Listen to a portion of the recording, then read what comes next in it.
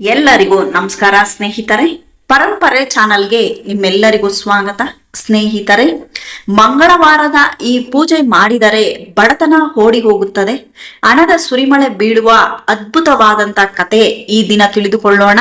ಈ ಕತೆ ನಿಮಗೆ ಅರ್ಥ ಆಗ್ಬೇಕಂದ್ರೆ ಕೊನೆವರೆಗೂ ನೋಡಿ. ಕೊನೆಯಲ್ಲಿ ಒಂದೇ ಒಂದು ಲೈಕ್ ಮಾಡಿ, ಹಾಗೆ ಸಬ್ಸ್ಕ್ರೈಬ್ ಮಾಡ್ಕೊಡೋದನ್ನ ದಯವಿಟ್ಟು ಮರಿಬೇಡಿ.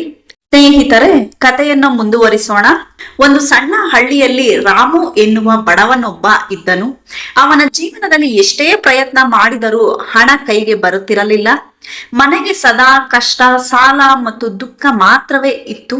ಹೆಂಡತಿ ಸೀತಾ ದಿನವೂ ಕಣ್ಣೀರಿಟ್ಟು ದೇವರನ್ನು ಬೇಡುತ್ತಿದ್ದಳು. ಯಾಕೆ ನಮ್ಮ ಮನೆಗೆ ಮಾತ್ರ ಇಷ್ಟು ದುಃಖ ಎಂದು ಕೇಳುತ್ತಿದ್ದಳು. ಒಂದು ದಿನ ರಾಮು ಕೆಲಸಕ್ಕಾಗಿ ಹೊರಟಾಗ ಹಸಿವಿನಿಂದ ಬಳಲುತ್ತಿದ್ದನು. ಮಧ್ಯೆ ಒಂದು ಹಳೆಯ ಹನುಮಂತನ ದೇವಸ್ಥಾನ ಕಂಡಿತು. ಅವನು ಅಲ್ಲಿ ಕುಳಿತು ಸ್ವಲ್ಪ ವಿಶ್ರಾಂತಿ ತೆಗೆದುಕೊಂಡನು. ಆ ಸಮಯದಲ್ಲಿ ಒಬ್ಬ ವೃದ್ಧ ಸಾಧು ಅವನ ಬಳಿ ಬಂದರು.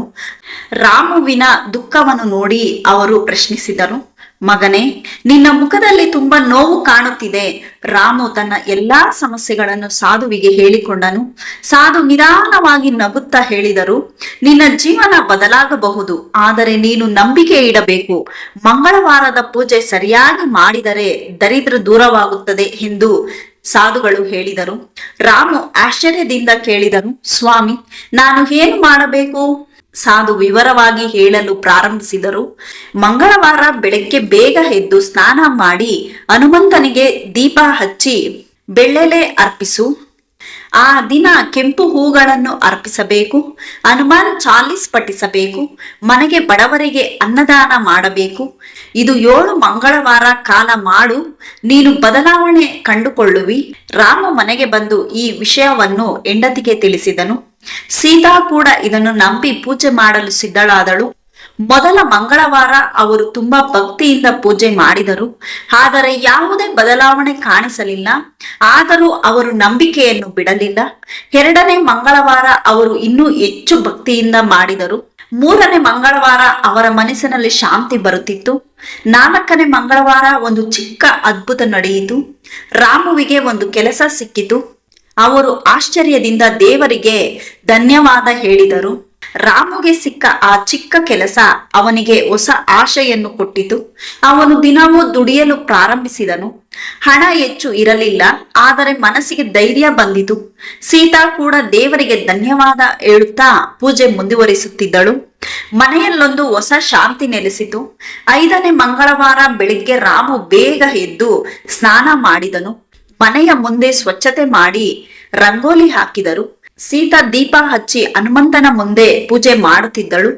ಅವರು ಇಬ್ಬರೂ ಸೇರಿ ಭಕ್ತಿಯಿಂದ ಪ್ರಾರ್ಥನೆ ಮಾಡಿದರು. ನಮ್ಮ ಜೀವನವನ್ನು ಬದಲಿಸು ಎಂದು ಕಣ್ಣೀರಿನಿಂದ ಬೇಡಿಕೊಂಡರು. ಆ ದಿನ ಸಂಜೆ ಒಂದು ಅಚ್ಚರಿಯ ಘಟನೆ ನಡೆಯಿತು. ರಾಮು ಕೆಲಸ ಮಾಡುತ್ತಿದ್ದ ಜಾಗದಲ್ಲಿ ಅವನ ಪ್ರಾಮಾಣಿಕತೆಯನ್ನು ನೋಡಿ ಮಾಲೀಕನು ಅವನಿಗೆ ವೇತನ ಹೆಚ್ಚಿಸಿದನು. ಇದು ರಾಮುಗೆ ದೊಡ್ಡ ಸಂತೋಷವನ್ನು ನೀಡಿತು. ಅವನು ಮನಸ್ಸಿನಲ್ಲಿ ದೇವರ ಕೃಪೆ ಎಂದು ಭಾವಿಸಿದನು. ಆ ರಾತ್ರಿ ಸೀತಾ ಹೇಳಿದಳು, ನೋಡು, ದೇವರು ನಮ್ಮನ್ನು ಪರೀಕ್ಷಿಸುತ್ತಿದ್ದಾನೆ. ನಾವು ನಂಬಿಕೆಯನ್ನು ಬಿಡದೆ ಇರಬೇಕು. ರಾಮು ಸಹ ತಲೆಯಾಡಿಸಿದನು. ಅವನ ಮನಸ್ಸಿನಲ್ಲಿ ಈಗ ಭಯಕ್ಕಿಂತ ಭಕ್ತಿ ಹೆಚ್ಚಾಗಿತ್ತು. 6ನೇ ಮಂಗಳವಾರ ಇನ್ನು ವಿಶೇಷವಾಗಿ ಪೂಜೆ ಮಾಡಿದರು. ಈ ಬಾರಿ ಅವರು ಬಡವರಿಗೆ ಅನ್ನದಾನ ಮಾಡಿದರು. ಹಳ್ಳಿಯ ಬಡವರು ಬಂದು ಆಶೀರ್ವಾದ ನೀಡಿದರು.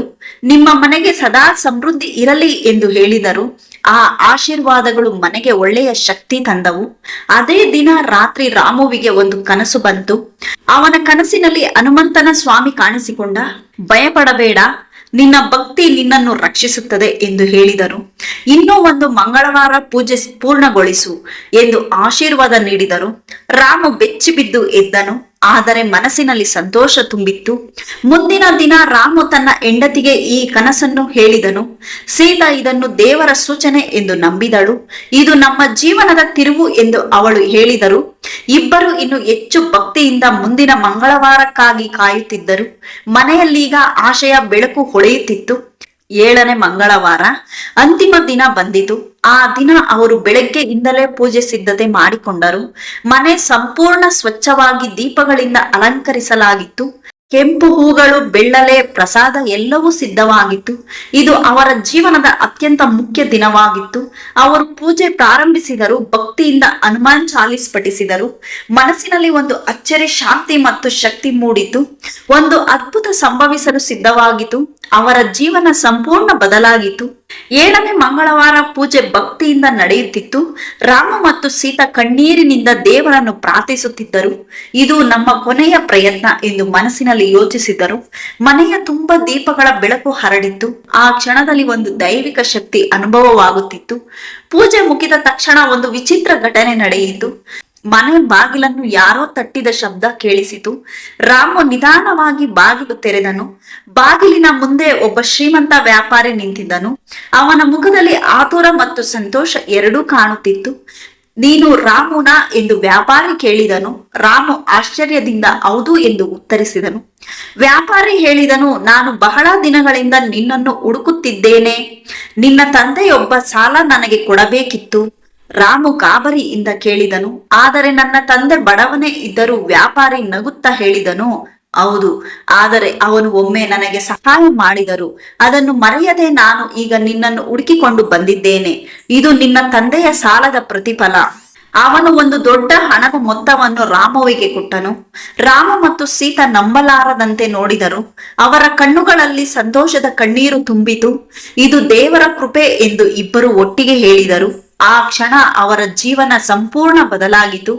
ಆದರೆ ಅದ್ಭುತ ಇಲ್ಲಿ ಮುಗಿಯಲಿಲ್ಲ. ಮುಂದಿನ ದಿನ ರಾಮು ತನ್ನ ಕೆಲಸಕ್ಕೆ ಹೋದನು.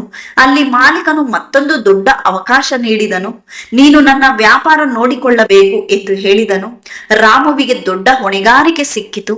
ಕೆಲವು ದಿನಗಳಲ್ಲಿ ರಾಮು ಬಡವನಿಂದ ಸಮೃದ್ಧನಾದನು.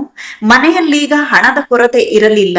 ಸೀತಾ ಸಂತೋಷದಿಂದ ದೇವರಿಗೆ ಧನ್ಯವಾದ ಹೇಳುತ್ತಿದ್ದಳು. ಅವರು ಬಡವರಿಗೆ ಸಹಾಯ ಮಾಡಲು ಪ್ರಾರಂಭಿಸಿದರು. ಅವರ ಮನೆ ಆಶೀರ್ವಾದಗಳ ಮಂದಿರವಾಯಿತು. ಒಂದು ದಿನ ರಾಮ ಮತ್ತೆ ಆ ಹಳೆಯ ದೇವಸ್ಥಾನಕ್ಕೆ ಹೋದನು. ಅಲ್ಲಿ ಆ ಸಾಧುವನ್ನು ಹುಡುಕಿದನು, ಆದರೆ ಯಾರೂ ಕಾಣಿಸಲಿಲ್ಲ. ಗ್ರಾಮದವರು ಹೇಳಿದರು, ಅಲ್ಲಿ ಅಂತಹ ಸಾಧು ಯಾರೂ ಇಲ್ಲ ಎಂದು. ರಾಮು ಅರ್ಥ ಮಾಡಿಕೊಂಡನು, ಅದು ಸಾಧು ಸಾಮಾನ್ಯ ವ್ಯಕ್ತಿಯಲ್ಲ, ಅದು ಸ್ವಂತ ಹನುಮಂತನ ರೂಪವೇ ಆಗಿತ್ತು. ಅವನ ಕಣ್ಣುಗಳಲ್ಲಿ ಕಣ್ಣೀರು ತುಂಬಿತು. ಅವನ ಭಕ್ತಿಯಿಂದ ತಲೆಬಾಗಿದನು. ಆ ದಿನದಿಂದ ರಾಮು ಒಂದು ನಿರ್ಧಾರ ತೆಗೆದುಕೊಂಡನು. ನಾನು ಯಾವಾಗಲೂ ದೇವರನ್ನು ಮರೆಯುವುದಿಲ್ಲ. ಮಂಗಳವಾರದ ಪೂಜೆ ನನ್ನ ಜೀವನದ ಭಾಗವಾಗಿರುತ್ತದೆ. ಅವನ ಕಥೆಯ ಹಳ್ಳಿಯಲ್ಲೆಲ್ಲ ಹರಡಿತು. ಎಲ್ಲರೂ ಭಕ್ತಿಯಿಂದ ಪೂಜೆ ಮಾಡಲು ಪ್ರಾರಂಭಿಸಿದರು. ನಿಜವಾದ ಭಕ್ತಿ ಮತ್ತು ನಂಬಿಕೆ ಇದ್ದರೆ ಬಡತನವು ದೂರವಾಗುತ್ತದೆ. ದೇವರ ಕೃಪೆ ಬಂದರೆ ಹಣದ ಸುರಿಮಳೆಯೂ ಆಗುತ್ತದೆ. ಆದರೆ ಮುಖ್ಯವಾಗಿ ಮನಸ್ಸಿನ ಶುದ್ಧತೆ ಅಗತ್ಯ. ರಾಮುವಿನ ಜೀವನದಲ್ಲಿ ಎಲ್ಲವೂ ಬದಲಾಗಿತ್ತು. ಒಮ್ಮೆ ಹಸಿವಿನಿಂದ ಅಳುತ್ತಿದ್ದ ಮನೆ ಈಗ ಸಂತೋಷದಿಂದ ತುಂಬಿತ್ತು. ಹಣ, ಗೌರವ ಮತ್ತು ಶಾಂತಿ ಎಲ್ಲವೂ ಅವನಿಗೆ ಸಿಕ್ಕಿತ್ತು. ಆದರೆ ಅವನು ತನ್ನ ಹಳೆಯ ದಿನಗಳನ್ನು ಮರೆಯಲಿಲ್ಲ. ಅವನು ಸದಾ ವಿನಮ್ರತೆಯಿಂದ ಬದುಕಲು ಆರಂಭಿಸಿದನು. ಪ್ರತಿ ಮಂಗಳವಾರ ರಾಮು ಮತ್ತು ಸೀತಾ ಪೂಜೆ ಮಾಡುತ್ತಿದ್ದರು. ಈ ಬಾರಿ ಕೇವಲ ತಮಗಾಗಿ ಅಲ್ಲ, ಇತರರ ಸುಖಕ್ಕಾಗಿ ಕೂಡ ಪ್ರಾರ್ಥಿಸುತ್ತಿದ್ದರು. ಮನೆಗೆ ಬರುವ ಎಲ್ಲರಿಗೂ ಅನ್ನ ನೀಡುತ್ತಿದ್ದರು. ಅವರ ಮನೆ ದಾನ ಮತ್ತು ಧರ್ಮದ ಸ್ಥಳವಾಯಿತು. ಒಂದು ದಿನ ಹಳ್ಳಿಯಲ್ಲಿ ಭಾರಿ ಬರ ಬಂತು. ಜನರು ನೀರು ಮತ್ತು ಅನ್ನಕ್ಕಾಗಿ ಕಷ್ಟಪಟ್ಟರು. ಹಳ್ಳಿಯ ಎಲ್ಲರೂ ನಿರಾಶೆಯಿಂದ ಬದುಕುತ್ತಿದ್ದರು. ಆ ಸಮಯದಲ್ಲಿ ರಾಮು ಒಂದು ದೊಡ್ಡ ನಿರ್ಧಾರ ತೆಗೆದುಕೊಂಡನು. ನಾನು ಎಲ್ಲರಿಗೂ ಸಹಾಯ ಮಾಡಬೇಕು ಎಂದು ಹೇಳಿದನು. ಅವನು ತನ್ನ ಹಣದಿಂದ ಊರಿಗೆ ಅನ್ನದಾನ ಮಾಡಿಸಿದನು. ಬಡವರಿಗೆ ಬಟ್ಟೆ, ಆಹಾರ ಮತ್ತು ಸಹಾಯ ನೀಡಿದನು. ಜನರು ಅವನನ್ನು ದೇವರಂತೆ ನೋಡಲು ಆರಂಭಿಸಿದರು. ಆದರೆ ರಾಮು ಸದಾ ಹೇಳುತ್ತಿದ್ದನು, ಇದು ನನ್ನದು ಅಲ್ಲ, ದೇವರ ಕೃಪೆ ಮಾತ್ರ. ಆ ರಾತ್ರಿ ರಾಮುವಿಗೆ ಮತ್ತೆ ಒಂದು ಕನಸು ಬಂತು. ಆ ಕನಸಿನಲ್ಲಿ ಮತ್ತೆ ಹನುಮಂತ ಸ್ವಾಮಿ ಕಾಣಿಸಿಕೊಂಡರು. ಅವರು ನಗುತ್ತಾ ಹೇಳಿದರು, ನೀನು ನಿಜವಾದ ಭಕ್ತನಾಗಿದ್ದಿ. ನೀನು ಹಣವನ್ನು ಸರಿಯಾಗಿ ಬಳಸುತ್ತಿದ್ದೀಯ. ಹಣ ಬಂದರೂ ಅಹಂಕಾರ ಬರಬಾರದು. ನೀನು ಅದನ್ನು ಸಾಧಿಸಿದೀಯ. ಇದರಿಂದ ನಿನ್ನ ಮನೆ ಸದಾ ಸಮೃದ್ಧಿಯಾಗಿರುತ್ತದೆ. ನಿನ್ನ ವಂಶದಲ್ಲಿ ದರಿದ್ರ ಬರುವುದಿಲ್ಲ ಎಂದು ಆಶೀರ್ವಾದ ನೀಡಿದರು. ರಾಮು ಸಂತೋಷದಿಂದ ಎಚ್ಚರಗೊಂಡನು. ಅವನ ಹೃದಯ ತುಂಬಾ ಕೃತಜ್ಞತೆಯಿಂದ ತುಂಬಿತ್ತು. ಅವನು ದೇವರಿಗೆ ನಮಸ್ಕಾರ ಮಾಡಿ ಕಣ್ಣೀರಿಟ್ಟನು. ಸೀತಾ ಕೂಡ ಈ ವಿಷಯ ಕೇಳಿ ಸಂತೋಷ ಪಟ್ಟಳು. ಅವರು ಇನ್ನೂ ಹೆಚ್ಚಿನ ಭಕ್ತಿಯಿಂದ ಬದುಕಲು ಪ್ರಾರಂಭಿಸಿದರು. ವರ್ಷಗಳು ಕಳೆದವು. ರಾಮು ಹಳ್ಳಿಯಲ್ಲಿ ದೊಡ್ಡ ವ್ಯಕ್ತಿಯಾಗಿದ್ದನು. ಆದರೆ ಅವನ ಮನಸ್ಸು ಎಂದಿಗೂ ಬದಲಿಸಲಿಲ್ಲ. ಅವನು ಸದಾ ದೇವರ ಸೇವೆಯಲ್ಲಿ ತೊಡಗಿದನು. ಹಳ್ಳಿಯ ಜನರಿಗೆ ಪ್ರೇರಣೆಯಾಗಿದ್ದನು. ಮಂಗಳವಾರ ಪೂಜೆ ಅವರ ಮನೆಗೆ ನಿಯಮಿತವಾಗಿತ್ತು. ಅವರ ಮಕ್ಕಳು ಕೂಡ ಅದನ್ನು ಪಾಲಿಸುತ್ತಿದ್ದರು. ಮನೆಯಲ್ಲೀಗ ಸದಾ ದೀಪದ ಬೆಳಕು ಇತ್ತು. ಶಾಂತಿ, ಸಂತೋಷ ಮತ್ತು ಐಶ್ವರ್ಯ ತುಂಬಿತ್ತು. ಅದು ಒಂದು ಆಶೀರ್ವಾದದ ಮನೆ ಆಗಿತ್ತು. ಮಂಗಳವಾರದ ಪೂಜೆ ಕೇವಲ ಒಂದು ಆಚರಣೆ ಅಲ್ಲ, ಅದು ನಂಬಿಕೆಯ ಶಕ್ತಿ, ಅದು ಮನಸ್ಸಿನ ಶುದ್ಧತೆ, ಅದು ದಾನ ಮತ್ತು ಧರ್ಮದ ಮಾರ್ಗ, ಅದು ಜೀವನವನ್ನು ಬದಲಾಯಿಸುವ ದೈವಿಕ ಮಾರ್ಗ. ನೀವು ಸಹ ನಿಜವಾದ ಭಕ್ತಿಯಿಂದ ಪೂಜೆ ಮಾಡಿದರೆ ನಿಮ್ಮ ಜೀವನದಲ್ಲೂ ಅದ್ಭುತಗಳು ನಡೆಯುತ್ತವೆ. ಬಡತನ ದೂರವಾಗುತ್ತದೆ, ಸಂತೋಷ ಮತ್ತು ಸಮೃದ್ಧಿ ಬರುತ್ತದೆ. ದೇವರ ಕೃಪೆ ನಿಮ್ಮ ಮನೆ ಮೇಲೆ ನೆಲೆಸುತ್ತದೆ. ನೀವು ಕೂಡ ಈ ಪೂಜೆಯನ್ನು ನಂಬಿಕೆಯಿಂದ ಮಾಡಿ. ನಿಮ್ಮ ಜೀವನದಲ್ಲಿ ಬದಲಾವಣೆ ಕಂಡರೆ ಕಮೆಂಟ್ ಮಾಡಿ ಮತ್ತು ಇಂತಹ ಇನ್ನಷ್ಟು ಕಥೆಗಳಿಗಾಗಿ ನಮ್ಮ ಚಾನಲ್ ಅನ್ನು ಸಬ್ಸ್ಕ್ರೈಬ್ ಮಾಡುವುದು ಮರೆಯಬೇಡಿ. ಸ್ನೇಹಿತರೆ, ಈ ವಿಡಿಯೋ ಕೊನೆವರೆಗೂ ನೋಡಿದೀರಾ?